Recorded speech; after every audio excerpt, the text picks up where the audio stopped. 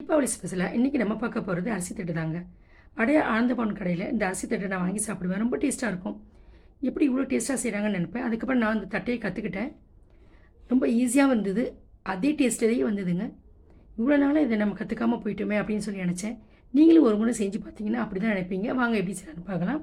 1/2 kilo புழுங்கல் அரிசி எடுத்து நல்லா கழுவி 3 மணி நேரம் ஊற வச்சிடலாம்.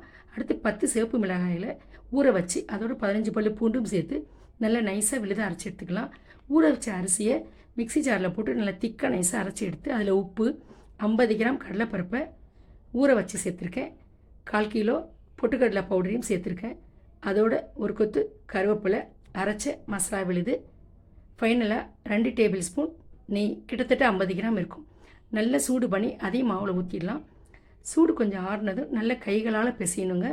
அந்த நெய் மசாலா எல்லாம் அந்த மாவோடு நல்லா சேர்ந்து வரணும். உங்களுக்கு நெய் வேண்டாம் அப்படின்னு நினச்சிங்கன்னா நீங்கள் எண்ணெய் கூட சேர்த்துக்கலாம். ஆனால் நெய் சேர்த்தா தான் அந்த அடையார் ஆனந்தபவன் தட்டை டேஸ்ட்டு வரும். மாவு பாருங்கள் இலகலாக இருக்குது. இலகலாக இருக்குல்லேன்னு எக்ஸ்ட்ரா மாவெல்லாம் சேர்க்கக்கூடாது. நல்லா பிசைய அது இறுகி வரும். அது முறுக்கு மாவு பதத்தில் வருங்க. கரெக்டாக வந்திருக்கு பாருங்கள்.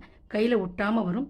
சின்ன சின்ன உருண்டைகளாக உருட்டி ஒரு துணியை விரித்து அதில் லைட்டாக தண்ணி தெளித்து இந்த உருண்டைகளை அடுக்கி வச்சு அது மேலே ஒரு கண்ணாடி சீட்டும் போட்டு சின்ன கிண்ணத்தை வச்சு நம்ம அழுத்தம் கொடுத்தோன்னா அந்த தட்டை சேப் வந்துடுங்க. இந்த மாதிரி எல்லா உருண்டைகளையும் நம்ம செஞ்சு வச்சிடலாம். அதுக்கப்புறம் மெதுவாக அந்த கண்ணாடி சீட்டை நம்ம எடுத்தால் வந்துடுங்க.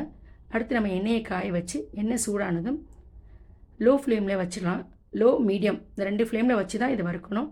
நல்ல மொறுன்னு கோல்டன் ப்ரௌன் கலரில் வறுத்து எடுத்துட்டோன்னா சூப்பரான அரிசி தட்டை ரெடிங்க.